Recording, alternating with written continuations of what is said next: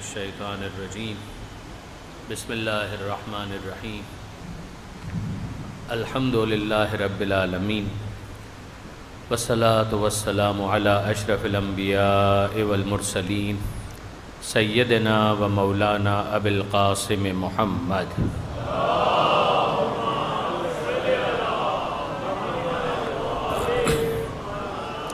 وأہل بیتہ الطیبین الطاہرین المعصومین المظلومین المنتجبین المنتخبین المیامین لا سیما للامام المنتظر والحجة الثانی عشر الذین اذهب اللہ عنہم الرجس وطہرہم تطہیرا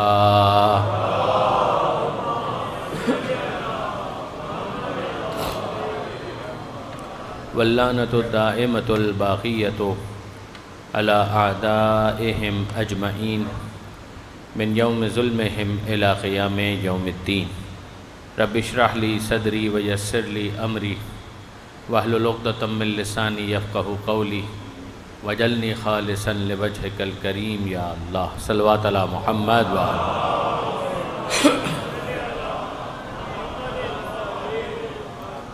اما بعد فقد قال اللہ سبحانہ وتعالی فی القرآن الحکیم بسم اللہ الرحمن الرحیم وَلَنَبْلُوَنَّكُمْ بِشَيْءٍ مِّنَ الْخَوْفِ وَالْجُوعِ وَنَقْصٍ مِّنَ الْأَمْوَالِ وَالْأَنفُسِ وَالثَّمَرَاتِ وَبَشِّرِ الصَّابِرِينَ الَّذِينَ إِذَا أَصَابَتْهُم مُّصِيبَةٌ قَالُوا إِنَّا لِلَّهِ وَإِنَّا إِلَيْهِ رَاجِعُونَ صلوات علی محمد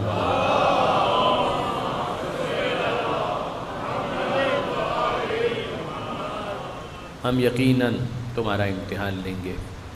امتحان کے مختلف ذرائع کہ جن کو ذریعہ بنا کر انسان کی آزمائش کی جائے اور یہ دیکھا جائے کہ پھر کون کامیاب اور کون ناکام، اور اگر کوئی کامیاب ہے تو کس درجے کا کامیاب۔ جو معیار کامیابی ہے اس میں جو آگے بڑھتا چلا جائے گا اسی اعتبار سے اس کی کامیابی کا درجہ بھی بلند تر ہوتا چلا جائے گا۔ آیتیں میں نے آپ کے سامنے کل بھی گزارش کی تھیں، سورہ حجرات کے اوپر کل ہماری کافی گفتگو ہوئی اور اس کے ذریعے سے بھی میں نے گزارش کی کہ پروردگار عالم نے احترام رسول کو خود ایک ذریعہ آزمائش کے طور پر پیش کیا، آل محمد کی محبت خود اسے ایک ذریعہ آزمائش کے طور پر پیش کیا۔ سورہ حجرات ہی کی نمائندہ ترین جو آیت، جو سورہ حجرات کا ایک طرح سے چہرہ ہے، سورہ حجرات کا ایک طرح سے تعارف ہے، انٹروڈکشن ہے، وہ ہے وہ آیت کہ جس میں پروردگار عالم نے معیار فضیلت بیان کیا۔ اور یہ آیت بہت امپورٹنٹ ہے کہ اگر ہم جاننا چاہتے ہیں کہ امتحان میں کامیاب کون اور پھر کامیابی کے درجات کے اعتبار سے کس طریقے سے رینکنگ ہوتی ہے پروردگار عالم کی نظر میں، تو اس کے لیے بھی اس آیت کو پیش نظر رکھنا بہت ضروری ہے۔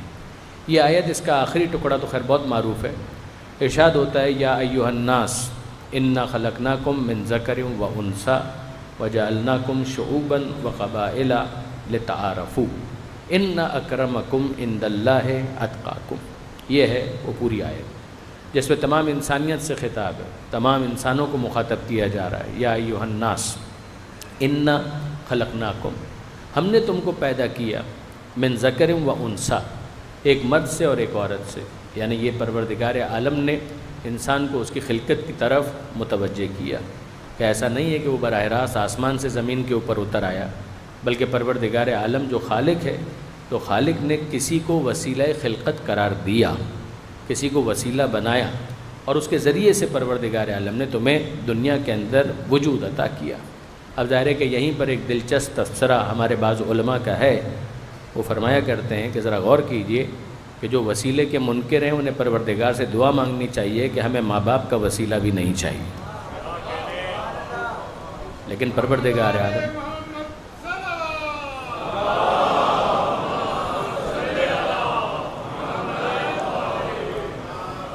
آپ ذرا غور کیجئے، خدا خالق ہے تو بس وہ براہ راست خلق کر دے، مگر نہیں، اس کی پالیسی یہ ہے کہ وہ ماں باپ کو وسیلہ بنانا چاہتا ہے۔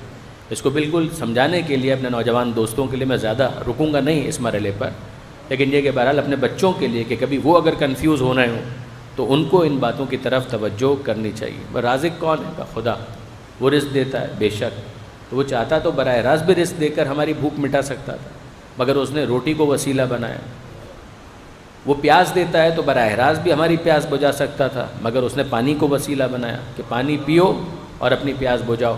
اب میں آپ سے پوچھتا ہوں کہ بر صغیر کی ایک عمومی تہذیب، یعنی اس کے اندر شیعہ سنی تو آپ جانے دیجئے، مسلم اور غیر مسلم کا بھی شاید فرق نہ ہو، بطور عمومی کہیں پر بھی انسان عقل انسانی کو استعمال کرے اور اگر تہذیب کے اندر ذرا سی بھی کچھ ترقی پائی جاتی ہے تو آپ کو یہ ملے گا، بھائی روٹی کا ٹکڑا گر گیا تو کیا کیا جائے گا؟ اٹھایا جائے گا، آنکھوں سے لگایا جائے گا، بوسہ دیا جائے گا، پھر واپس دسترخوان پر رکھ دیا جائے گا۔ تو میں پوچھنا چاہتا ہوں کہ یہ روٹی کو بوسہ دینا شرک تو نہیں ہو گیا؟ یہ ایسا تو نہیں ہے کہ آپ نے روٹی کو جو بوسہ دیا، آنکھوں سے لگایا تو یہ شرک ہو گیا؟ تو جواب ملے گا نہیں نہیں، یہ شرک کیوں ہو گیا؟ تو پھر یہ کیا ہے؟ کیا اس کے اندر کوئی جان ہے؟ کہ نہیں، جان بھی نہیں ہے، لیکن یہ ہے کہ اگر یہ نہ کھائیں تو ہمارے جسم میں جان باقی نہیں رہے گی۔ تو پھر کیا کرتے ہیں آپ؟ کہا کہ ہم اس کو پروردگار عالم کے رزق کا وسیلہ سمجھتے ہیں۔ تو اگر خدا جسم کی کسی کمی کو پورا کرنے کے لیے کسی غذا کو وسیلہ بنائے تو وہ احترام کے قابل ہو جائے، اور اگر روح کی ترقی کی ہدایت کے لیے نبی اور امام کو وسیلہ بنائے تو اس کا احترام سمجھ میں نہیں آتا۔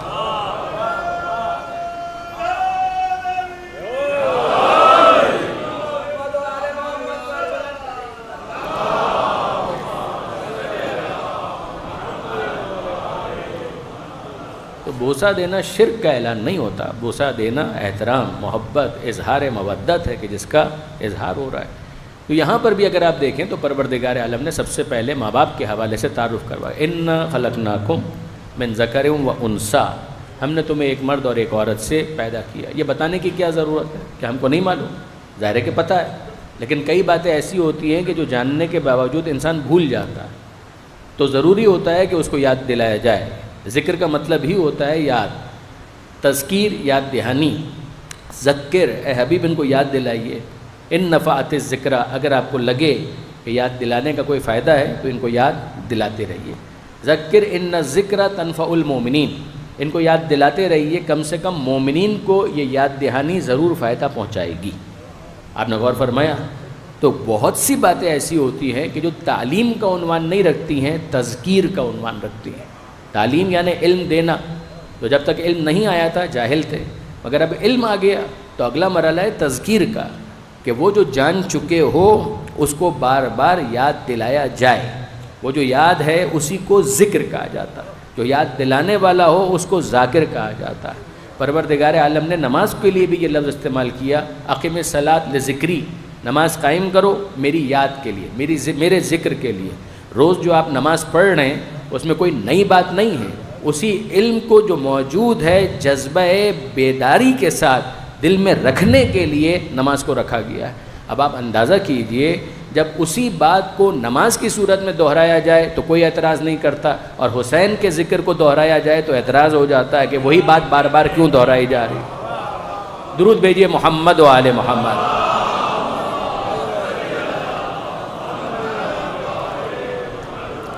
ذکر جب مفید ہوتا ہے تو اس کا بار بار دہرایا جانا معقول ہے۔ پروردگار عالم یہاں پر کہتا ہے انا خلقناکم، پہلی بات تو یہ یاد رکھو ہم نے تم کو پیدا کیا، خالق ہم۔ دوسری بات یہ من ذکر و انثی، ایک مرد اور ایک عورت کے ذریعے سے، جن کو ہم نے تمہارا ماں باپ بنایا۔ تو یہ نہ ہو کہ تم خالق کی محبت کو فراموش کر دو، لہذا ضروری ہے کہ تمہیں یاد دلایا جائے کہ خالق تمہارا پروردگار، تمہارا خلق کرنے والا۔ یہ نہ ہو کہ جس کو اس نے ذریعہ خلقت بنایا ان ماں باپ کے حق میں تم غفلت کرو، کوتاہی کرو۔ تو من ذکر و انثی، ایک ماں ایک باپ کے ذریعے سے ہم نے تم کو پیدا کیا۔ یہاں میں اپنے نوجوان دوستوں کی خدمت میں خاص طور پر امیر المومنین حضرت علی ابن ابی طالب علیہ الصلوۃ والسلام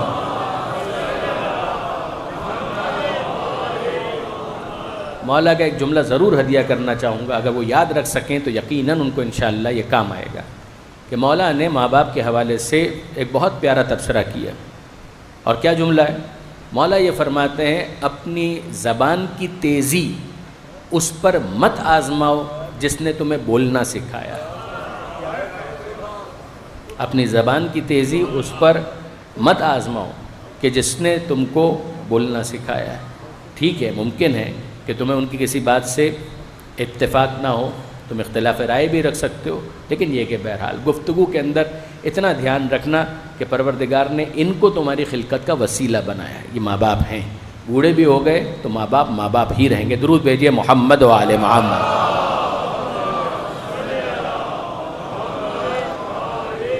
تو یہ پہلی چیز ہے جو اس آیت کے اندر پروردگار عالم نے بیان کی، اِنَّا خَلَقْنَاكُم مِّن ذَكَرٍ وَأُنثىٰ۔ اور مجھے کہنے دیجئے کہ امتحان کا ایک ذریعہ خود ماں باپ، کہ پروردگار عالم یہ دیکھنا چاہتا ہے کہ ماں باپ کے ساتھ تمہارا سلوک کیا ہے۔ اِنَّا خَلَقْنَاكُم مِّن ذَكَرٍ وَأُنثىٰ، تمہارے ماں باپ کو ہم نے ذریعہ خلقت بنایا۔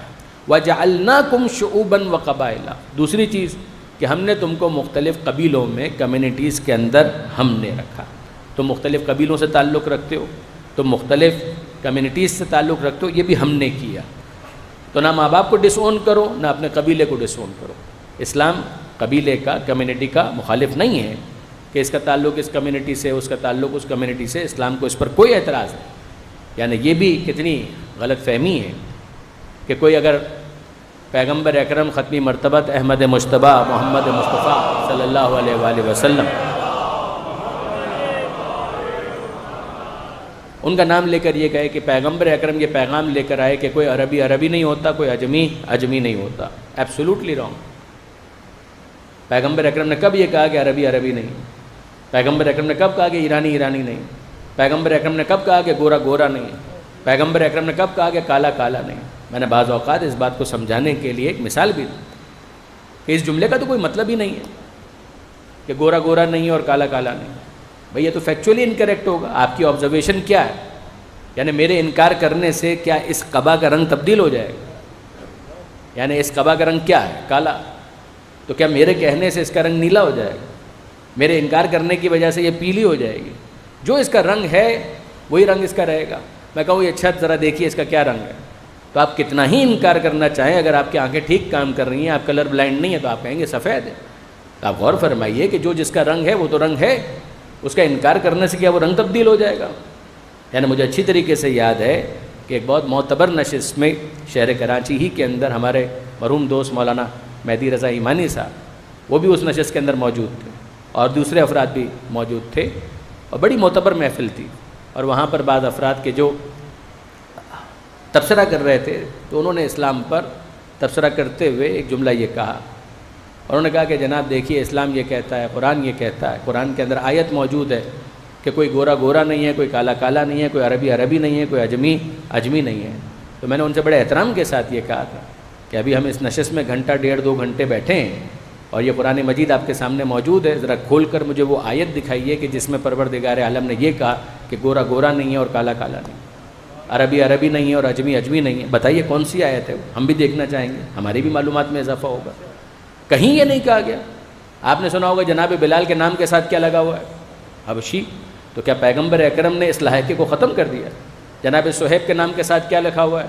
رومی۔ تو کیا یہ رومی کی نسبت ختم کر دی گئی؟ جناب سلمان کے نام کا جز بن گیا فارسی، تو یہ فارسی کا مطلب وہی ایرانی، تو کیا اس کو ختم کر دیا گیا؟ نہ، قطعاً ایسا نہیں، قطعاً ایسا نہیں۔ پروردگار عالم جو چیز سمجھانا چاہتا ہے اس کو ذرا دیکھیے۔ پروردگار عالم فرماتا ہے جعلناکم شعوبا وقبائل، ماں باپ اور اس کے بعد تمہاری قوم، تمہارا قبیلہ، یہ ہم نے کیا کہ تمہیں کسی خاص قبیلے کے اندر رکھا، تمہیں کسی خاص قوم کے اندر رکھا۔ کیوں رکھا؟ لتعارفوا، تاکہ تمہارا تعارف ہو سکے، تاکہ تمہارا انٹروڈکشن ہو سکے۔ اگر تمہارا کوئی نام ہی نہیں ہوگا، تمہارے ماں باپ کا حوالہ نہیں ہوگا، تمہاری قوم کا پتہ نہیں ہوگا، قبیلے کا کوئی ریفرنس نہیں ہوگا، تو تم اپنے آپ کو انٹروڈیوس کیسے کرو گے؟ تم اپنا تعارف کیسے کرواؤ گے؟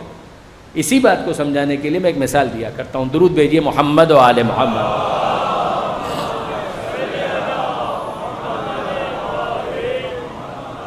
تو فرض کیجئے آپ حج پر گئے اور وہاں پر مثلاً اس مرتبہ 18 لاکھ 20 لاکھ افراد موجود تھے، یا آپ اربعین پر کربلا گئے، وہاں پر کروڑ سے زیادہ لوگ آیا کرتے ہیں۔ تو ظاہر ہے کہ جب اتنا بڑا اجتماع ہوگا تو واقعات ہو جاتے ہیں کہ فلاں صاحب کھو گئے، فلاں صاحب گم ہو گئے، اور وہاں پر بھی کچھ نہ کچھ اعلان کا انتظام بھی ہوتا ہے۔ تو کوئی صاحب مثال کے طور پر مائک پکڑ کر کھڑے ہوں کہ بھائی اگر کوئی اعلان کروانا ہو تو ہمارے پاس آئیے۔ تو وہ جو کھو گئے تھے ان کے جاننے والے عزیز ان کے پاس گئے اور انہوں نے کہا کہ ہمارے ایک جاننے والے ہیں وہ کھو گئے ہیں، اعلان کر دیجئے۔ تو انہوں نے کہا کہ بتائیے کہ ان کا نام کیا تھا۔ اب یہ جن کے عزیز کھو گئے ہیں اور جو اعلان کروانا چاہتے ہیں، انہوں نے قرآن مجید کی ایک غلط تعبیر، غلط تشریح کی ہوئی ہے کہ اس طرح کی تمام تر چیزوں کو بتانے کا مطلب تو یہ ہے کہ تقویٰ کی مخالفت ہو گئی. تو انہوں نے کہا کہ یہ کیا آپ نے سوال کر دیا؟ کہ ہم پوچھ رہے ہیں نام بتائیے، کیا اعلان کرنا ہے. کہ نام کیا ہوتا ہے؟ اللہ کا بندہ تھا. نام کیا ہوتا ہے؟ اب اللہ کا بندہ تھا، کھو گیا ہے. اچھا. اب وہ بیچارہ مائک پکڑ کر جو کھڑا ہے وہ سٹ پٹایا. اس نے کہا کہ اچھا اللہ کا بندہ تھا، چلیے ٹھیک ہے. ان کے والد کا نام؟ کہ وہ بھی اللہ کے بندے تھے. تو ماں کا نام؟ کہ وہ اللہ کی کنیز تھی. خود اللہ کا بندہ تھا، باپ بھی اللہ کا بندہ تھا، ماں اللہ کی کنیز تھی. انہوں نے کہا اچھا اب یہ بتائیے کہ مثلاً ان کا رنگ کیا تھا، چہرے کا رنگ کیا تھا؟ تو انہوں نے کہا پھر آپ غلط باتوں کی طرف آ گئے. یہ گورا کالا کیا ہوتا ہے یہ مجھ سے پوچھ رہے ہیں آپ؟ ہم ان چیزوں میں نہیں مانتے، ہم پکے مسلمان ہیں، ہم تو پکے قرآن پر عمل کرنے والے ہیں، تو ہم ان چیزوں میں نہیں مانتے. یہ گورا کالا کیا ہوتا ہے؟ رنگ ونگ مت پوچھیے ہم سے. بال کیسے تھے؟ کہا کہ یہ بھی مت پوچھیے. رنگ صبغت اللہ، خدائی رنگ میں رنگا ہوا تھا، یہ ہم سے مت پوچھیے. گورا تھا کالا تھا. بالوں کا حلیہ یہ مت پوچھیے، کرلی بال تھے، کیسے بال تھے، گھنگریالے تھے، یہ ہم سے مت پوچھیے. اچھا پھر یہ بتائیے پہنا ہوا کیا تھا انہوں نے؟ لباس، پینٹ شرٹ پہنا تھا، شلوار قمیص پہنا تھا. پھر آپ اس پر چلے گئے. یہ کیا ہوتا ہے؟ لباس التقوی ذالک خیر. تقوی کا لباس وہی انسان کی پہچان ہونی چاہیے، اور بس. تو انہوں نے کہا اچھا پھر یہ بھی نہیں بتائیں گے کہ اس نے کیا پہنا ہوا تھا؟ کہا کہ نہیں یہ بھی نہیں بتائیں گے. کس علاقے سے تعلق تھا؟ کہ اس کو تو ہم بالکل بھی نہیں مانتے. علاقہ کیا ہوتا ہے؟ خدا کی زمین پر رہتا تھا. ارض اللہ واسعہ، اللہ کی زمین پر رہتا تھا. تو نہ آپ اس کا نام بتا رہے ہیں، نہ ماں کا نام بتا رہے ہیں، نہ باپ کا نام بتا رہے ہیں، نہ رنگ بتا رہے ہیں، نہ حلیہ بتا رہے ہیں، نہ بالوں کا رنگ بتا رہے ہیں، نہ لباس کے بارے میں بتا رہے ہیں کہ اس علاقے سے تھا، کچھ نہیں بتا رہے. تو آپ مجھ سے کیا چاہتے ہیں کہ بس اعلان کر دیجئے کہ وہ کھو گیا ہے. تو میں آپ سے پوچھتا ہوں وہ کیا اعلان کرے؟ اس کا اعلان کچھ اس انداز کا ہوگا: ایک اللہ کا بندہ گم ہو گیا ہے، جس اللہ کے بندے کو ملے وہ اس اللہ کے بندے کو پہنچائے.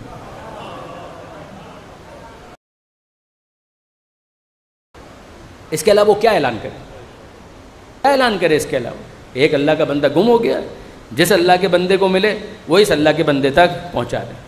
اچھا کسی کو تفریح سوجی، اس نے پرینک کا موڈ بنایا اور کسی کو لے آیا.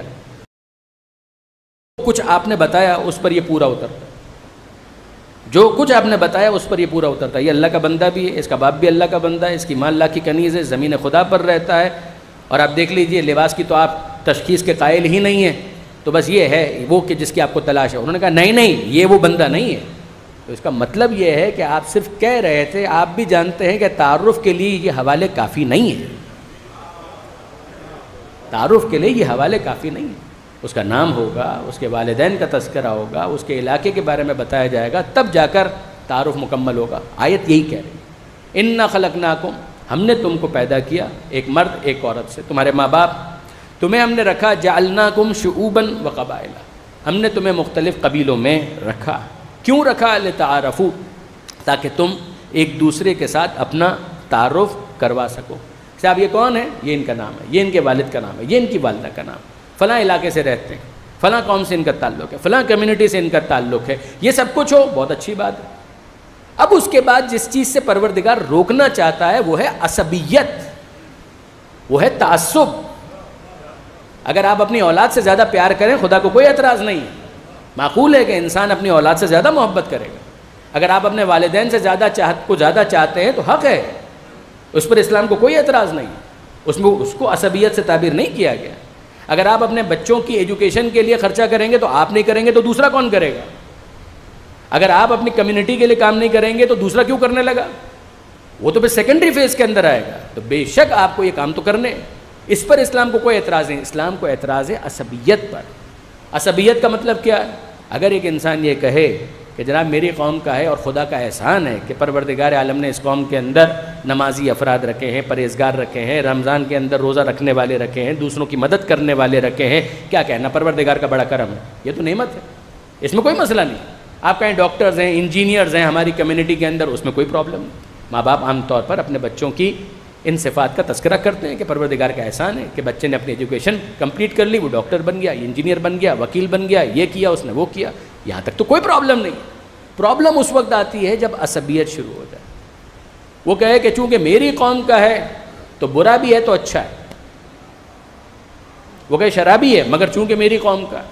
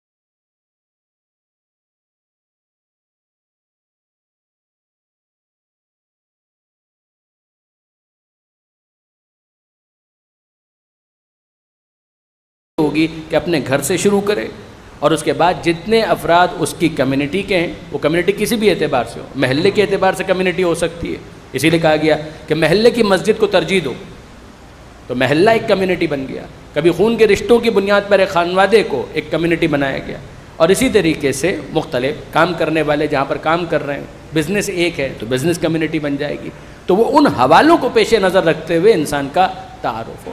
اب اس کے بعد پروردگار عالم کہتا ہے کہ یہ سب سن لیا، تعارف کا حوالہ تمہارے لیے واضح ہے، مگر اب اس کے بعد سنو، ان اکرمکم عند اللہ اتقاکم، تم میں اللہ کے نزدیک عزت میں وہ زیادہ ہے جو تقوی میں زیادہ ہے۔ یہ سسٹم ہم نے اس لیے بنایا تھا کہ اس کے اندر آگے بڑھنے کے لیے تم خود بھی متقی بنو، اور بچے ہیں تو بچوں کی تربیت اس طرح سے کرو کہ وہ صاحب تقوی بنے، اور تمہارا خاندان ہے تو خاندان کی تربیت اس طرح کرو کہ وہ صاحب تقوی بنے، ضبط نفس والے بنے، نفس کو بے لگام نہ چھوڑ دیں۔ یہ نہ ہو کہ نفس ہمارا جو حکم دے تم بے لگام ہو کر بس اپنی خواہشات نفس کو پورا کرنے کے لیے حلال ہو یا حرام، جائز ہو یا ناجائز، صحیح یا غلط، ہر طرح کے راستے کو اختیار کر کے اپنے آپ کو سیٹسفائی کرو۔ افرأیت من اتخذ الہہ ہوا، اے حبیب آپ نے اس کو دیکھا کہ جس نے اپنا خدا اپنی خواہش کو بنا لیا۔ وہ یہ نہیں دیکھتا کہ میرا خدا کیا کہتا ہے، وہ تو بس یہ دیکھتا ہے کہ میری خواہش کیا کہتی ہے، جو اس کا نفس کہے وہ اس کے اوپر عمل کرنے کے لیے تیار ہو جاتا ہے۔ اب اس تمہید کے بعد ہمارے سامنے وہ پہلا معیار آ گیا جو خدا کی نظر میں کامیابی کا معیار ہے، فضیلت کا معیار ہے۔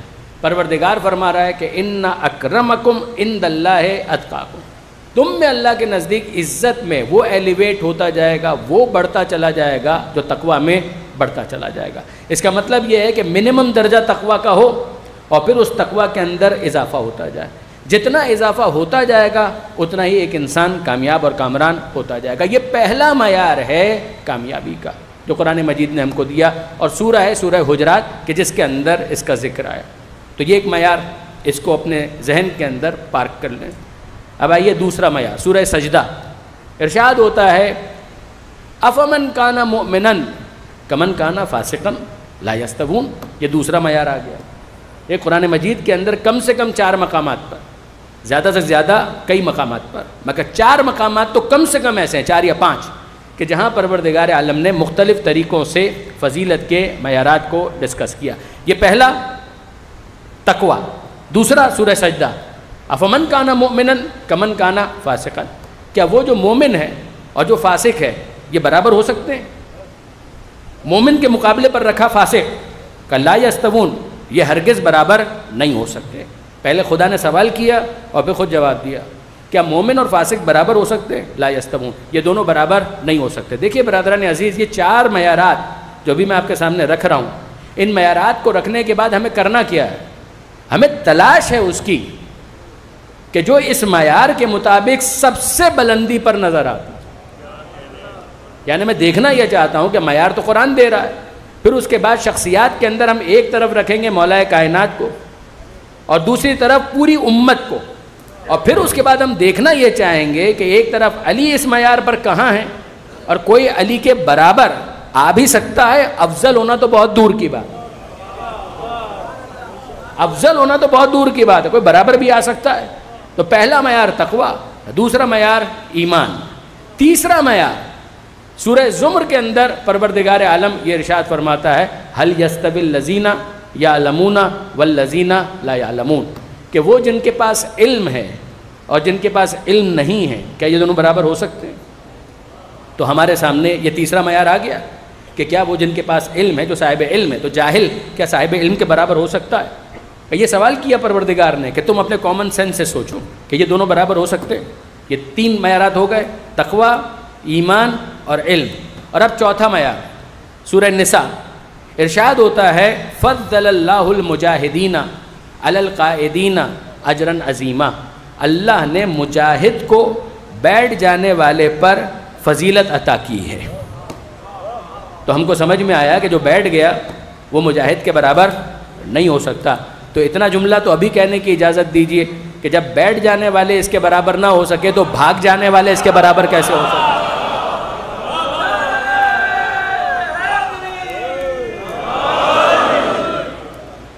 جب بیٹھ جانے والے ان کے برابر نہ ہو سکے تو پھر بھاگ جانے والے ان کے برابر کیسے ہو سکتے ہیں؟ تو چاروں معیارات ہمارے لیے مشخص ہو گئے، ایک تقوی، دوسرا ایمان، تیسرا علم، اور چوتھا جہاد فی سبیل اللہ۔ یہ 4 معیارات ہوئے۔ اب اس کے بعد آئیے ایک ایک کو ترتیب سے دیکھیے۔ پہلا معیار ان اکرمکم عند اللہ اتقاکم، تم میں اللہ کے نزدیک عزت اس کی زیادہ ہوگی جو تقوی میں آگے ہے۔ میں کوئی لمبی چوڑی دلیل آپ کو دینا ہی نہیں چاہتا، میں تو صرف اتنا پوچھنا چاہتا ہوں کہ اگر تقوی کسی میں ہے، تقوی تو صفت ہے نا، تقوی اگر کسی میں ہے تو اسے کیا کہتے ہیں؟ جس میں تقوی ہو اس کو کہتے ہیں متقی، تقوی جس میں ہو اس کو کہتے ہیں متقی، اور جو متقی ہوتا ہے وہ صف متقین میں ہوتا ہے۔ صف متقین میں ہونا اور ہے امام المتقین ہونا اور۔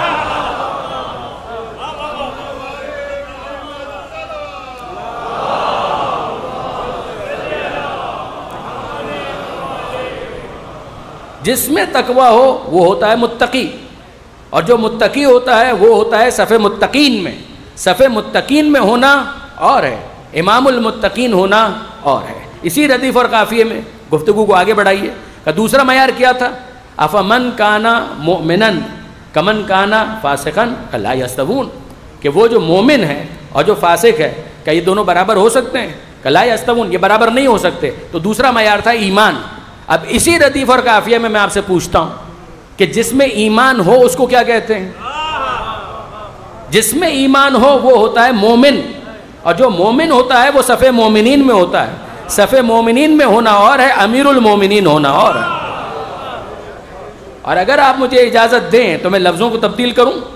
بھئی ایک تو یہی انداز ہو گیا، صف مومنین میں ہونا اور ہوتا ہے، امیر المومنین ہونا اور ہوتا ہے۔ اب میں عرض کروں آپ کی خدمت میں، جس میں ایمان ہو وہ ہوتا ہے صاحب ایمان، جس میں ایمان ہو وہ ہوتا ہے صاحب ایمان۔ صاحب ایمان ہونا اور ہے، کل ایمان ہونا اور ہے۔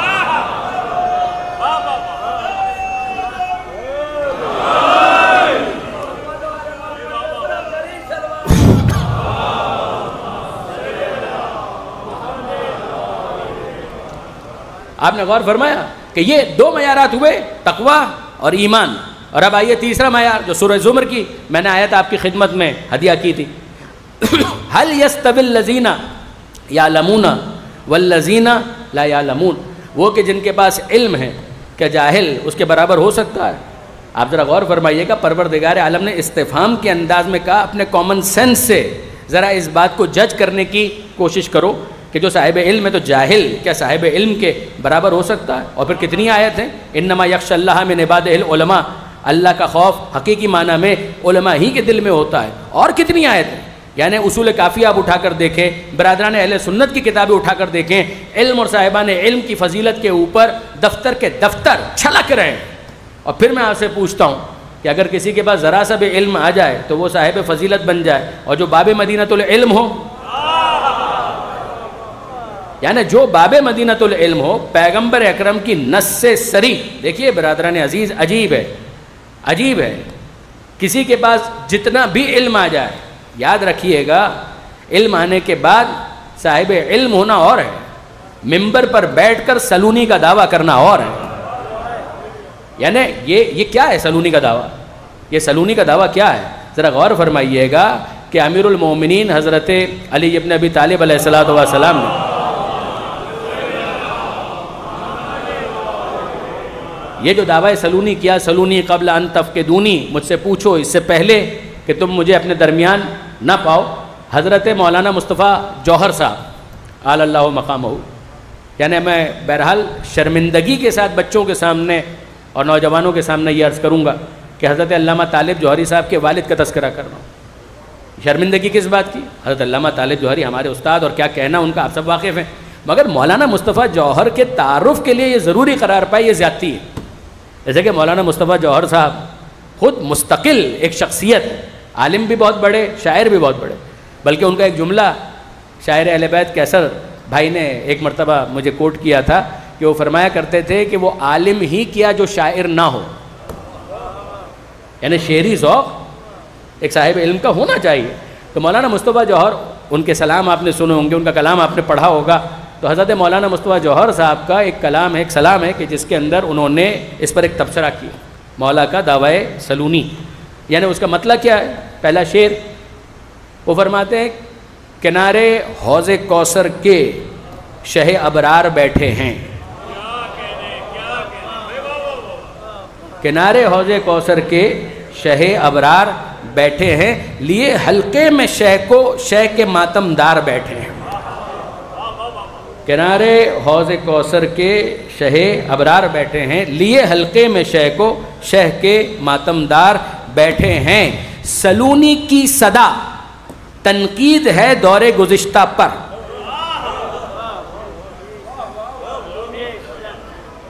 مجھے نہیں معلوم آپ کتنے متوجہ ہیں۔ سلونی کی صدا تنقید ہے دور گزشتہ پر، علی منبر پہ مثل احمد مختار بیٹھے ہیں۔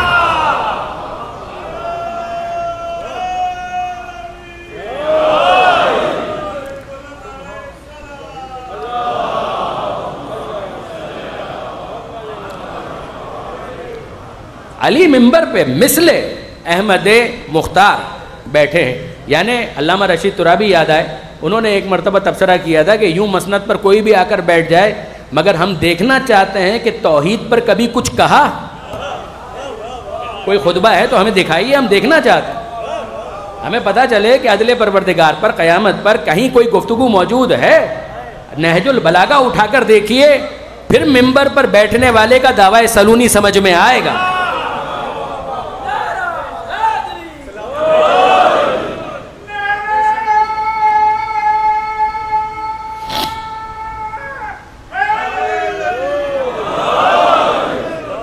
تو آپ نے غور فرمایا کہ یوں بتائیے ذرا، ہم بھی دیکھنا چاہتے ہیں کہ معارف اسلامی کے اوپر کس نے کیا بات کی، تو ہم ذرا دیکھیں اور اس کے بعد پتہ چلے کہ ہاں واقعاً کتنی ڈیپتھ تھی، کتنی گہرائی تھی، تو ہمارے بھی علم میں اضافہ ہوگا، ہم بھی اپنی استعداد کچھ بڑھا لیں گے۔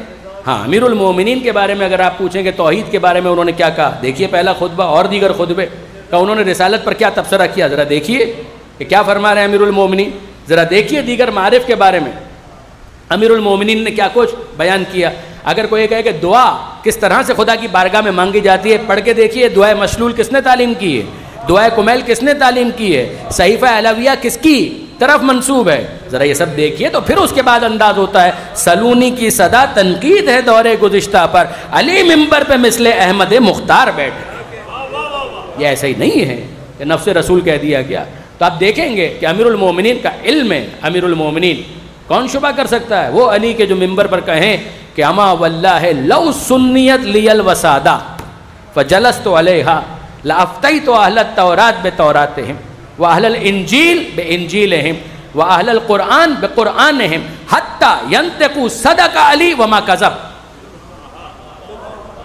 امیر المومنین کے ان الفاظ پر ہم قربان ہو جائیں۔ مولا فرماتے ہیں اما واللہ، خدا کی قسم، لو سنیت لی الوسادہ، اگر میرے لیے اطمینان کی مسند بچھا دی جائے، فجلست علیہا، اور میں اس پر بیٹھوں اور کوئی آئے میرے پاس فیصلہ کروانے کے لیے، لافتیت اہل التورات بتوراتہم، میں یہودیوں کے درمیان توریت سے فیصلہ کروں، واہل الانجیل بانجیلہم، میں عیسائیوں کے درمیان انجیل سے فیصلہ کروں گا، واہل القرآن بقرآنہم، اور مسلمان آئیں تو میں قرآن سے فیصلہ کروں گا، اور فیصلہ بھی وہ کروں گا حتی ینطقوا صدق علی وما کذب، کہ سب بول اٹھیں گے علی نے سچ کہا اور کچھ غلط نہیں کہا۔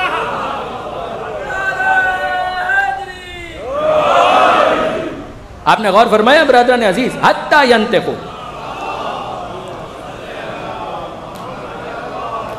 حتی ینطقوا، یہاں تک کہ سب بول اٹھیں گے۔ اہل علم جانتے ہیں، اہل علم جانتے ہیں، ینطقوا پھر ینطقان پھر ینطقون، حتی آ جائے تو نون گر جائے گا۔ حتی ینطقوا، فاعل کون ہے، ڈوئر کون ہے، کس کی بات ہو رہی؟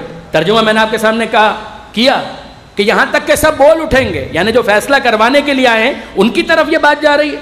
ایک ترجمہ یہی ہے کہ ہاں وہ سب بول اٹھیں گے، اور ایک دوسرا ترجمہ بھی ہے کہ نہیں، یہ پروناؤن، یہ ضمیر کس کی طرف پلٹ رہی ہے؟ کہ لوگوں کی طرف نہیں پلٹ رہی، یہ کتابوں کی طرف پلٹ رہی، یہ لوگوں کی طرف نہیں پلٹ رہی، یہ کتابوں کی طرف پلٹ رہی ہے۔ یعنی علی کہنا یہ چاہتے ہیں کہ میں فیصلہ اس طرح سے کروں گا کہ کتابیں بول اٹھیں گی علی نے صحیح فیصلہ کیا۔ آپ نے غور فرمایا؟ درود بھیجیے گا محمد و آل محمد۔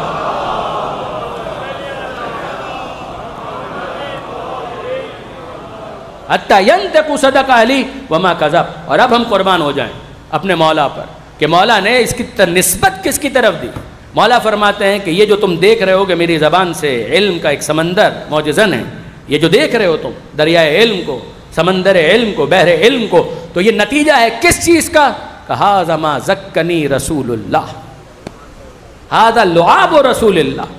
یہ نتیجہ ہے لعاب مصطفیٰ کا کہ جو غذا کی صورت میں پیغمبر اکرم نے گھٹی کے طور پر میرے دہن میں اپنا لعاب ٹپکایا تھا، اس کا نتیجہ ہے یہ علم. یہ تم کو محسوس ہو رہا ہے. یہ کس طرف اشارہ کیا تھا امیر المومنین نے، مولا نے؟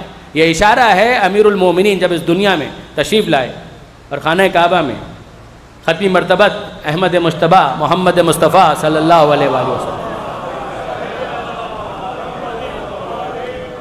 اپنی چچی جناب فاطمہ بنت اسد، جن کو وہ ماں کہہ کر مخاطب کرتے تھے، یعنی جس طرح سے جناب ابو طالب نے پیغمبر اکرم کو باپ بن کر پالا، اسی طریقے سے ماں کے طور پر کفالت کی ہے جناب بنت اسد.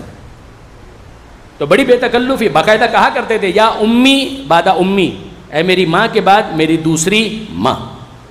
پیغمبر اکرم نے اپنا لباس بطور کفن دیا جناب بنت اسد کو مدینہ منورہ میں جب ان کی وفات ہوئی، اور جنت البقیع میں ان کو دفن کیا گیا. تو یہ جناب بنت اسد مادر امیر المومنین جب پیغمبر اکرم تشریف لائیں خانہ کعبہ میں مبارکباد دیے، تو اس موقع پر جناب بنت اسد کے چہرے پر کچھ فکر، کچھ احساس کیا کہ جیسے جناب بنت اسد کچھ پریشان. تو سوال کیا کہ چاچی جان کیا سبب ہے کہ میں آپ کے چہرے پر پریشانی دیکھ رہا ہوں؟ تو جناب بنت اسد نے یہ کہا کہ بیٹا بات اتنی ہے کہ نومولود نے اب تک آنکھیں نہیں کھولی، علی نے اب تک آنکھیں نہیں کھولی. تو پیغمبر اکرم یہ جملہ سن کر مسکرائے. پیغمبر اکرم فرماتے ہیں چچی جان کچھ دیر کے لیے میری گود میں دیجئے، مجھے معلوم ہے علی کب آنکھیں کھولیں گے. تو جناب بنت اسد نے امیر المومنین کو پیغمبر اکرم کی آغوش میں دے دیا، اور جیسے ہی پیغمبر اکرم کی آغوش کی حدت اور حرارت کا احساس کیا ہے، مولا نے آنکھیں کھول دیں. اور جب پیغمبر اکرم کے چہرے پر نظر پڑی تو اب پیغمبر اکرم نے وہ پہلا تحفہ عطا کیا، اور وہ کیا تھا؟ ایک تو لعاب دہن، اور ساتھ ہی ساتھ کیا ارشاد فرمایا؟ یا علی خصصتنی بالنظر خصصتک بالعلم. اے علی تو نے اپنی پہلی نظر مجھ سے خاص کر دی، میں نے اپنا علم تجھ سے خاص کر دیا.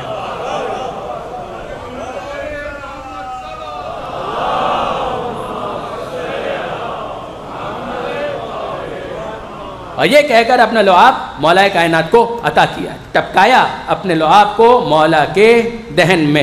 اب میں آپ کی خدمت میں عرض کروں برادران عزیز، یہ پیغمبر اکرم کا لعاب مولا کے دہن میں آیا تو کیا بن گیا؟ کیا علم بن گیا. یعنی یہ لعاب مصطفیٰ کی عجیب تاثیر ہے، دہن علی میں آئے تو علم بن جائے، اور خیبر میں اگر چشم علی میں آئے تو نور بن جائے.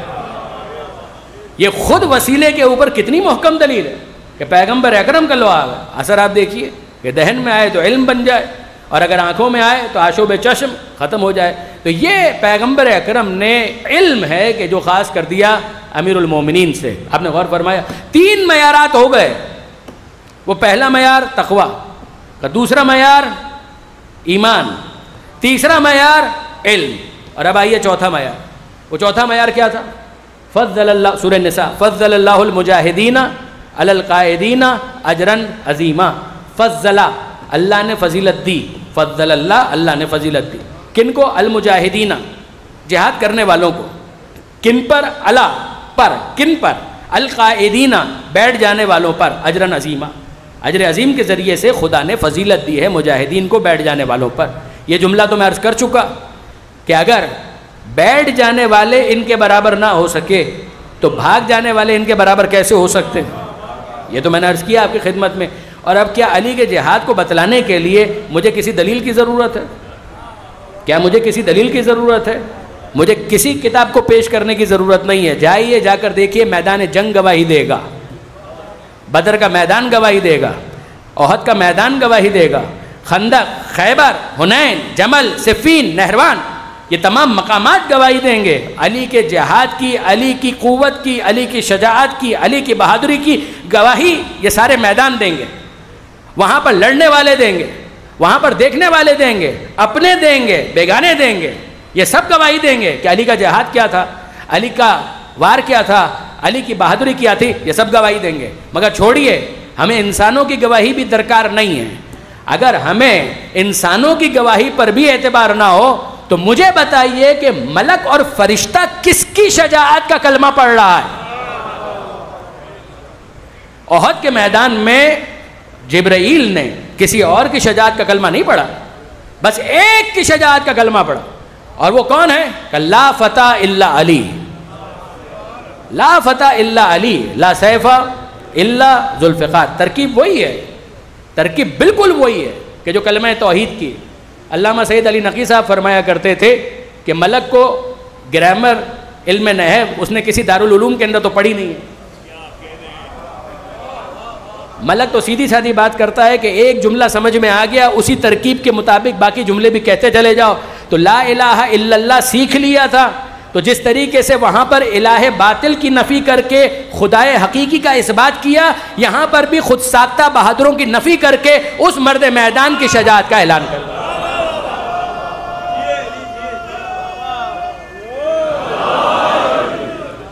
لا فتح الا علی، لا سیف الا ذوالفقار. اور ان دونوں جملوں پر ایک ایک تبصرہ کر کے پھر میں آگے بڑھنا چاہتا ہوں کہ دیکھیے واقعاً شعراء کو داد دینی پڑتی ہے کس طرح سے انہوں نے نظم کیا. میں تو نثر ہی میں پڑھوں گا، مگر یہ کہ لا فتح الا علی، فتح جوان، یہ فتح ہا کے ساتھ نہیں ہے، یا اور یا کے اوپر کھڑا الف، یہ لفظ خود قرآن کے اندر بھی استعمال ہوا، لا فتح الا علی. اور پھر آپ جانتے ہیں کہ لا فتح ایک عنوان بن گیا اس پورے جملے کے لیے، لا فتح الا علی. جیسے لا الہ الا اللہ، مگر پس بنائے لا الہ گردید است، حقہ کے بنائے لا الہ است حسین، تو پورا کلمہ اور اس کا عنوان بن گیا لا الہ. یہ کسی خاص سبب سے میں نے تبصرہ کر دیا. اچھا اب آئیے کہ یہاں پر جو ملک نے، فرشتے نے کلمہ پڑھا کہ لا فتح الا علی، کہ اگر کوئی جوان ہے تو علی. اب سوال یہ پیدا ہوتا ہے کہ لا فتح کا تاج کس کے سر پر سجتا ہے؟ میں نے کہا کہ کسی شاعر نے شعر میں کہا، میں نثر میں کہہ رہا ہوں کہ انہوں نے کہا کہ آپ سمجھنا چاہتے ہیں کہ لا فتح کون ہوتا ہے؟ کیا خوبصورت جملہ ہے. وہ فرماتے ہیں لا فتح کون ہوتا ہے، یہی آپ جاننا چاہتے ہیں؟ جو میدان میں لاپتہ نہ ہو وہی لافتہ ہوتا ہے.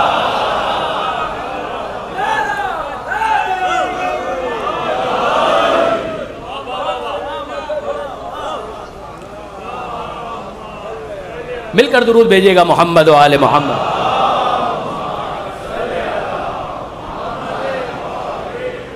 جو میدان میں کبھی لافتہ ہوگا تو وہ وہی ہوگا جو کبھی لاپتہ نہ ہو.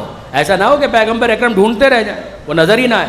تو اب آپ دیکھیے برادران عزیز، یہ ہو گیا تبصرہ لا فتح الا علی پر. مگر کمال یہ ہے کہ ملک نے صرف علی کا کلمہ نہیں پڑھا، لا فتح الا علی یا مولا کی شجاعت کا کلمہ ہے. مگر اگلا جملہ لا سیف الا ذوالفقار، میں پسند کروں گا کہ پوری توجہ کے ساتھ آپ اس تبصرے پر دھیان دیں کہ واقع لا سیف الا ذوالفقار، اگر تلوار، سیف تلوار، لا سیفا، اگر کوئی تلوار ہے تو بس ذوالفقار، جوان ہے تو بس علی، تلوار ہے تو بس ذوالفقار. یہ تلوار کا کلمہ پڑھنے کی کیا ضرورت پیش آئی؟ یہ تلوار کا کلمہ پڑھنے کی کیا، یہ سیف کا کلمہ پڑھنے کی کیا ضرورت پیش آئی؟ ملک بتانا چاہتا ہے کہ جان لو تم جس کو چاہو مستقبل میں سیف اللہ کہتے رہنا. احد کے میدان میں اعلان کرتا ہوں خدا کی نظر میں اگر کوئی سیف اللہ ہے تو وہ علی ہے.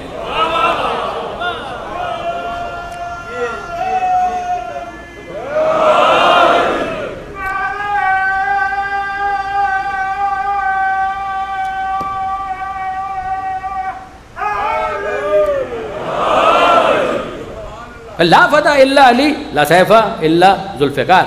فتح کون؟ سیف. سیف کون؟ جوان ہے تو علی، سیف ہے تو بس سیف اللہ کی سیف، اور وہ اللہ کے نزدیک کا بس علی. حضرت علامہ رشید ترابی علی اللہ مقامہ، ان کا یہ تبصرہ مجھے بہت پسند. انہوں نے ماہ مبارک رمضان میں ایک مرتبہ یہ تبصرہ کا گرفت کی.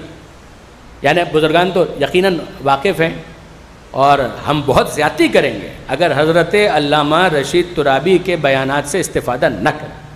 جو ہیریٹیج اور جو لیگیسی وہ دے کر گئے، اور خدا کا شکر ہے کہ یوٹیوب وغیرہ پر اس کو ریوائیو کرنے کے لیے ہمارے محترم دوست ہادی عسکری صاحب نے محمدی ٹیپ بینک کے عنوان سے جو کام کیا ہے وہ قابل تحسین ہے، کہ جس طریقے سے ان کی تقاریر کو فلٹر کر کے یہ ہمارے علماء کو بھی استفادہ کرنا چاہیے، خطباء کو بھی، ذاکرین کو بھی، کہ وہ ذرا دیکھیں کہ کس لیول کے اوپر ہمارے ممبر سے بیانات ہوا کرتے تھے۔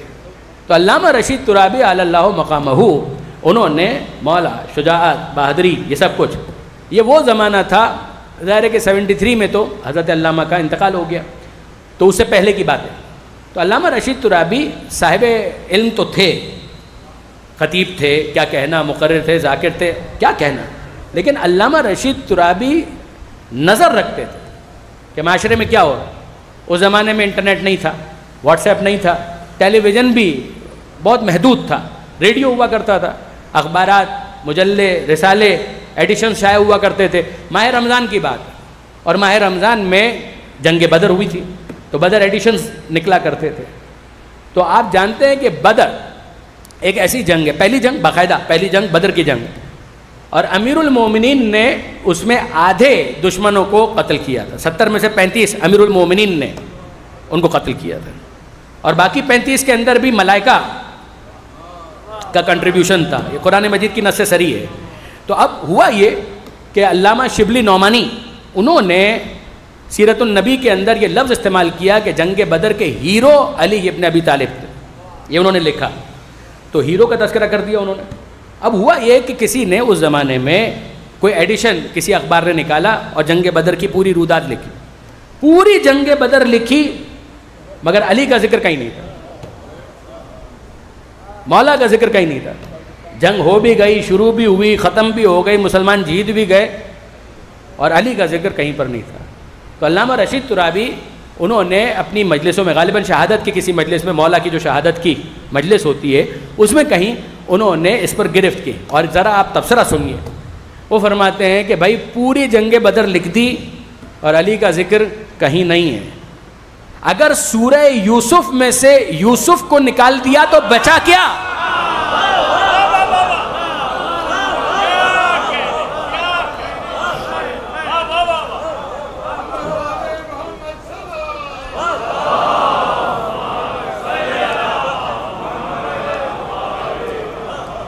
اگر سورہ یوسف میں سے یوسف کو نکال دیا تو بچا گیا۔ 12واں سورہ ہے قرآن مجید کا، سورہ یوسف۔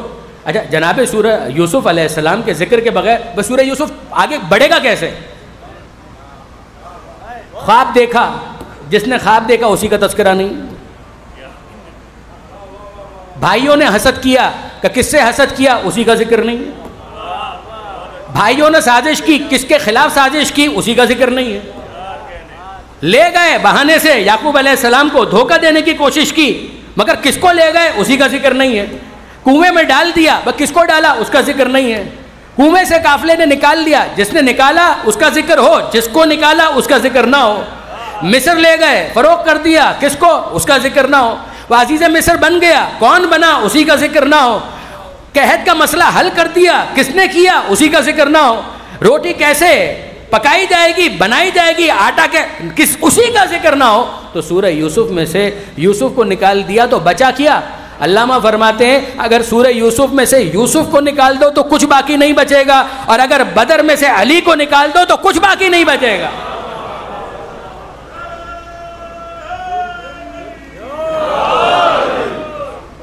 آپ نے غور فرمایا برادران عزیز کہ اگر بدر میں سے علی کو آپ نے نکال دیا، 35 کو قتل کیا مولا نے، تو اب وہ 35 کو کا قاتل کون ہے؟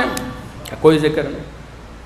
وہ جو فرشتے آئے تھے تو فرشتوں کو خدا نے بھیجا، تو فرشتے تو پیکر بشری نہیں رکھتے، تو کس کا چہرہ لے کر آئے؟ وہ کس کا چہرہ لے کر آئے؟ یعنی یہ عجیب بات ہے۔ کمال یہ ہے کہ جو دشمن بھاگ رہے تھے، جا رہے تھے، وہ آپس میں ایک دوسرے سے بات کر رہے تھے، ہم تو ایک علی کو نہیں سنبھال پاتے، آج مصطفیٰ کتنے علی لے کر آ گئے۔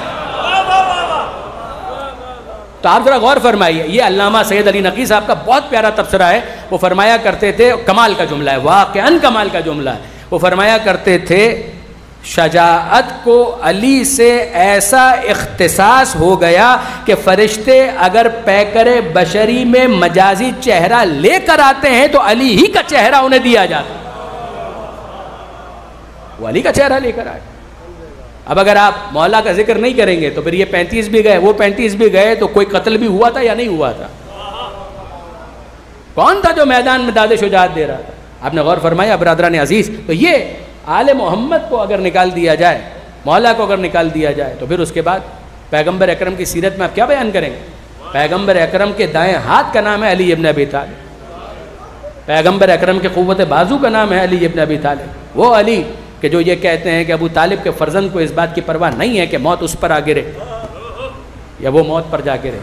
بچہ اپنی ماں کے فطری ذخیرہ غذا سے اتنا مانوس نہیں ہوتا کہ جتنا علی موت سے مانوس۔ یہ ہے اس کی بہادری، یہ ہے اس کی شجاعت۔ تقویٰ ہو تو علی سے بڑھ کر کوئی نہیں، ایمان ہو تو علی سے بڑھ کر کوئی نہیں، علم ہو تو علی سے بڑھ کر کوئی نہیں، اور اگر جہاد فی سبیل اللہ ہو تو علی سے بڑھ کر کوئی نہیں، جس کی شجاعت کا یہ عالم ہو۔ اور بالکل اسی انداز سے تبصرہ کیا شبیہ رسول علی اکبر نے، جن کے ماتم کے لیے آپ جمع ہوئے۔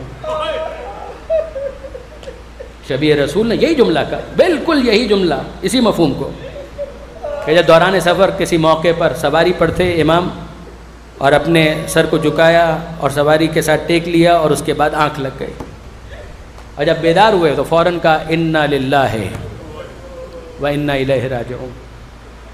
محسوس ہوتا ہے کہ اس پورے سفر میں جناب علی اکبر بالکل قریب تھے امام مظلوم کے، وہ سواری کے بالکل قریب تھے۔ آواز سنی انا للہ و انا الیہ راجعون، تو قریب آ کر پوچھتے ہیں بابا لما استرجعتا، بابا یہ کلمہ استرجاع پڑھنے کی کوئی خاص وجہ؟ تو حسین ابن علی کہتے ہیں کہ ہاں میرے لال، ابھی میں نے خواب میں دیکھا کہ کوئی یہ کہہ رہا ہے کہ القوم یسیرون والمنایا تسیر بہم، کہ یہ لوگ تو جا رہے ہیں اور موت ان کے پیچھے پیچھے آ رہی ہے، اس لیے میں نے کلمہ استرجاع پڑھا۔ تو اس موقع پر جناب علی اکبر کہتے ہیں السنا علی الحق، بابا کیا ہم حق پر نہیں؟ کب اللہ کیوں نہیں؟ واللہ اللہ کی قسم ہم حق پر ہیں۔ اور اب جناب علی اکبر کہتے ہیں اذن لا نبالی، بابا اگر ہم حق پر ہیں تو اس کے بعد ہمیں کیا پرواہ، موت ہم پر آ گرے یا ہم موت پر جا گرے، ہمیں اس بات کی کیا پرواہ۔ اس موقع پر اس جواب سے اتنے خوش ہوئے امام حسین کہ دعائیں دی کہ بیٹا تجھے خدا جزائے خیر عطا کرے، ایک بہترین جزا جو باپ کی طرف سے اولاد کے لیے ہو سکتی ہے۔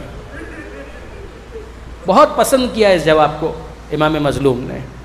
آپ جانتے ہیں کہ بنی ہاشم میں پہلے شہید تحقیق کے مطابق جناب علی اکبر علیہ السلام، بنی ہاشم کے 18 جوان ہیں کہ جو کربلا میں شہید ہوئے۔ جناب علی اکبر ان میں سب سے پہلے، اور پھر اس کے بعد اولاد مسلم، پھر اولاد عقیل، پھر اولاد امام حسن، اور پھر اولاد امیر المؤمنین۔ جناب ابو الفضل عباس آخری سپاہی، ان کے بعد امام حسین، اور جناب عباس اور امام حسین کے درمیان حضرت علی اصغر، اور پھر عبداللہ ابن حسن جو بالکل شہادت سے کچھ پہلے، جنہوں نے اپنے ہاتھوں کو آگے کر دیا تھا، امام پر آنے والی ضربت کو اپنے ہاتھوں پر جب روکا تو ان کے بازو کونی تک کٹ گئے۔ امام نے اس موقع پر اس بچے کو اپنے سینے سے لگایا اور وہیں پر اس نے دم توڑ دیا۔ اور پھر اس کے بعد اولاد عقیل میں سے ایک اور ہے کہ جس کی شہادت کا تذکرہ ملتا ہے۔ یہ میں نے فقط اس لیے کہ بچوں کے لیے، نوجوانوں کے لیے کچھ واضح ہو سکے۔ تو یہ جناب علی اکبر کے جن کو زیارت کے اندر بھی یہ کہا گیا اول قتیل من نسل خیر سلیم، یا اول قتیل من نسل خیر سلیم، ہمارا سلام ہو آپ پر اے بہترین نسل کے پہلے شہید جناب علی اکبر۔ اور پھر اس کے بعد پتہ کیسے چلا جناب علی اکبر کو کہ بابا نے مجھے اجازت دے دی؟ اس کے لیے علامہ سید علی نقی صاحب کہتے ہیں کہ جیسے ہی امام حسین نے اپنے ہاتھوں کو بلند کیا اور یہ دعا مانگی اللہم اشہد علی ہؤلاء القوم، اے پروردگار تو گواہ رہنا، فقد برز الیہم غلام، کیا وہ جوان جا رہا ہے میدان میں کہ اشبہ الناس، جو سب سے زیادہ شباہت رکھتا تھا تیرے رسول سے، خلقن و خلقن و منطقہ، رفتار میں، گفتار میں، اخلاق میں، کننا اذا اشتقنا زیارت نبی کا، جب کبھی ہمارا دل چاہتا کہ ہم تیرے نبی کا چہرہ دیکھیں تو ہم علی اکبر کو دیکھ لیا کرتے۔ جیسے ہی جناب علی اکبر نے یہ دعا سنی سمجھ گئے کہ بابا نے مجھے اجازت دے دی۔ کہ بابا آپ کا بیٹا تو کب سے منتظر کہ کب آپ اجازت دے دیں۔ اور جب جانے لگے میدان میں تو امام کہتے ہیں علی اکبر کہاں جا رہے ہو؟ کہا بابا آپ نے اجازت دی، میں میدان میں جا رہا ہوں۔ کہا کہ ہاں مگر ابھی میں نے اجازت دی ہے، ماں سے بھی اجازت لے کر آؤ، اور تمہاری پالنے والی پھوپھی بھی تمہاری منتظر ہے، الوداعی ملاقات ان سے بھی کر کے آؤ، بیویوں سے مل کر آؤ۔ علی اکبر کے لیے میدان میں جا کر مقابلہ کرنا اتنا مشکل نہیں ہے، مگر ماں کو کیسے بتائیں، جناب زینب کو کیسے بتائیں؟ انہی خیالات میں جناب لیلا کے خیمے میں داخل ہوئے۔ علامہ اظہر حسن زیدی کے الفاظ میں عرض کر رہا ہوں، جب خیمے میں داخل ہوئے تو جناب لیلا سے کچھ بات کرتے اس سے پہلے ایک عجیب منظر دیکھا کہ بی بی لیلا مصلی بچھا کر نماز کی تیاری کر رہی۔ جناب علی اکبر پوچھتے ہیں کہ اماں کون سی نماز کی تیاری ہو؟ کہا بیٹا میں نے ایک منت مانی ہے، میں نے ایک منت مانی ہے کہ جب تیرا لاشا آئے گا تو میں 2 رکعت نماز شکرانہ پڑھوں۔ یہ کربلا کی مائیں عجیب مائیں، میں منتظر ہوں بیٹا کہ کب تیرا لاشا آئے اور میں اپنی منت بڑھا سکوں۔ تو جناب علی اکبر کہتے ہیں کہ اماں آپ نے تو میری مشکل حل کر دی، میں یہی بتانے کے لیے آیا ہوں کہ میدان میں جا رہا ہوں، کچھ دیر کے بعد میرا لاشا آنے والا ہے۔ اور جناب لیلا کہتی ہے کہ جاؤ میرے لال جلد میں اپنی منت بڑھا سکوں۔ آئے جناب زینب کے خیمے میں اور جناب زینب کی آغوش میں اپنا سر رکھ دیا۔ پالنے والی مہربان پھوپھی محبت سے بالوں میں انگلیوں سے کنگھی کرنا شروع کر دی۔ جناب علی اکبر کہتے ہیں کہ پھوپھی اماں ایک سوال کا جواب چاہیے۔ کہا بیٹا میدان جنگ ہے، یہ کون سا موقع ہے سوال و جواب کا، اور اگر کچھ پوچھنا بھی ہے تو جاؤ اپنے بابا سے پوچھو۔ کہا کہ نہیں پھوپھی اماں بچپن سے جو مانگا، جو سوال کیا، جو پوچھا وہ آپ سے پوچھا، اس مشکل کا حل بھی آپ سے چاہیے۔ تو جناب زینب فرماتی ہے کہ پوچھو میرے لال کیا پوچھنا چاہتے ہو؟ کہا پھوپھی اماں بس اتنا بتا دیجئے کہ آپ کا مرتبہ زیادہ ہے یا دادی فاطمہ زہرا؟ اجرکم اللہ۔ اس جملے کی توقع نہیں تھی جناب زینب، وہ ایکسپیکٹ نہیں کر رہی تھی کہ یہ سوال آئے گا۔ جیسے یہ سوال سنا اپنی جگہ سے کھڑی ہو گئی جلال کے عالم اور کہنے لگی میرے لال اکبر اتنے سمجھدار ہو کر یہ کیا سوال کیا تم نے؟ کہاں فاطمہ زہرا، کہاں زینب؟ زینب تو زہرا کی ایک کنیز کا نام ہے۔ جناب علی اکبر کو یہی توقع تھی کہ یہی جواب آئے گا، اور جیسے یہ جواب سنا تو کہنے لگے بس پھوپھی اماں پھر آج ایک کام کیجئے کہ زہرا کے لال پر اپنے لال کو قربان کر دیجئے۔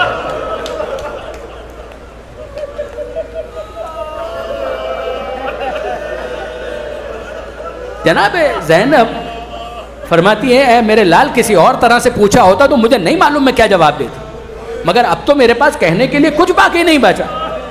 جاؤ میں نے اجازت دی، زہرا کے لال پر تجھے قربان کیے۔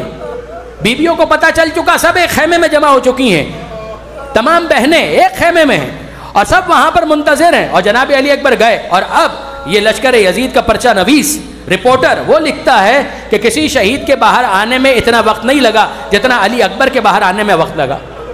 جیسے ہی علی اکبر باہر آنے لگتے، پردے خیمے کا پردہ اٹھتا، علی اکبر باہر آنے لگتے اور پھر گر جاتا۔ یہ ہو کیا رہا تھا؟ جب علی اکبر باہر آنے لگتے کبھی کوئی بیٹی، کبھی کوئی بہن، کبھی کوئی بیوی آ کر لپٹ جاتی اور کہتی ہے اے علی اکبر، اے شبیہ رسول، ایک مرتبہ اور اپنے چہرے کی زیارت کروا کہ آج کے بعد تمہارا چہرہ دیکھنا نصیب نہیں ہوگا۔ میں ایک تبصرہ کروں، نہیں بیویوں نصیب ہوگا۔ یہ جو آپ نے کہا کہ علی اکبر کا چہرہ آج کے بعد دیکھنا نصیب نہیں ہوگا، نہیں بیویوں دیکھنا نصیب ہوگا، ہاں مگر کاندھے پر دیکھنا نصیب نہیں ہوگا، نوکے نیزہ پر دیکھنا نصیب ہوگا۔ یہاں تک کہ امام حسین کو آ کر یہ کہنا پڑا بیویوں مسافر کا راستہ مت روکو۔ بیویاں ہٹ گئیں، اور اب جب علی اکبر باہر آنے لگے تو علامہ اظہر حسن زیدی فرمایا کرتے ہیں ایک کونے سے آواز آئی بھیا علی اکبر سب سے مل لیے، ہم سے نہ ملو گے۔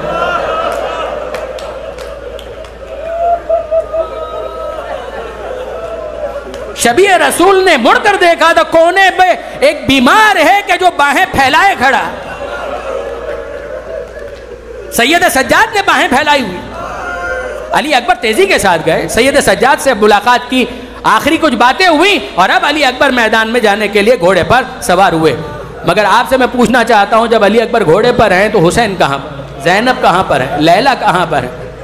عجیب ہے کہ حسین کا یہ لال گھوڑے پر ہے، اور جب گھوڑے پر ہے اور آگے بڑھنا چاہتا ہے تو محسوس ہوا کہ پیچھے پیچھے کوئی آ رہا ہے۔ مڑ کر دیکھا تو نظر آیا کہ حسین مظلوم یہ فریاد کر رہے ہیں مہلن مہلن مہلن مہلا.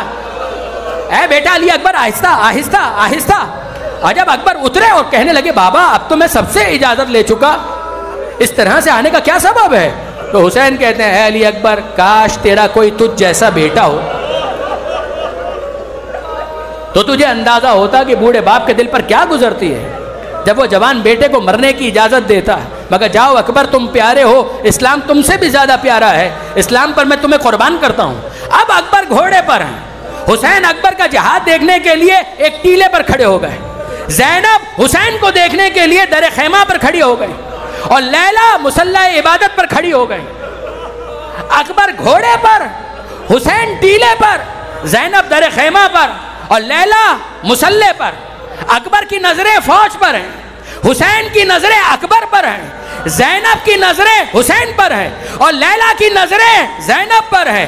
نظروں کا نظروں سے تار مل گیا اور کچھ دیر کے بعد منظر بدلا.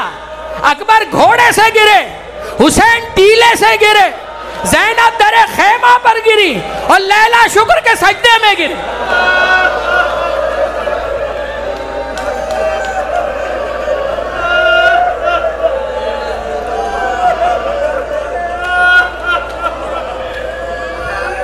لیلا شکر کے سجدے میں گری. شکرن للہ شکرن للہ شکرن للہ. حسین جو ٹیلے سے زمین پر گرے, سنبھلے, پھر گرے, آنکھوں کے آگے کچھ دیر کے لیے اندھیرا آ گیا اور کہنے لگے ادعونی یا بنیا یا علی یا علی یا علی.